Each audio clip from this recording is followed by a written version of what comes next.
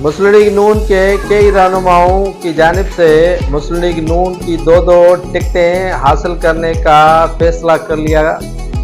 وہ اپنے خاندان میں بہو، بیٹیوں اور بیویوں کو میدان میں اتارنے کا فیصلہ کر چکے ہیں۔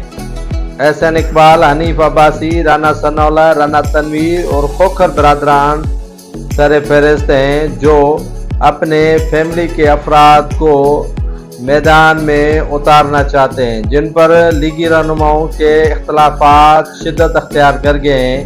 خاندانی سیاست کے معاملے پر نون لیگی اعلیٰ قیادت نے نوٹس لے لیا ہے۔ ان ٹکٹوں کے حوالے سے بھی تنازعات کے حل کرنے کے لیے کمیٹی تشکیل دینے کا فیصلہ کر لیا گیا ہے۔ ذرائع بتاتے ہیں کہ مسلم لیگ نون کے رہنماؤں کے اختلافات اتنے شدید ہو گئے ہیں کہ کئی رہنما جو ہیں وہ پارٹی کو الوداع کرنے کے دہانے پر آ گئے ہیں۔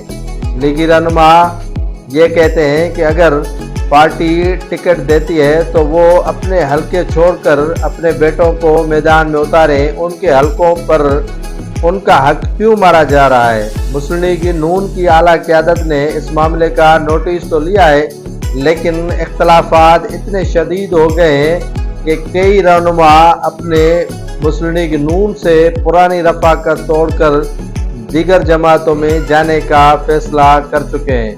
مسلم لیگ نون کے رہنما میں اختلافات کے نواز شریف، شہباز شریف نے نوٹس لیا ہے۔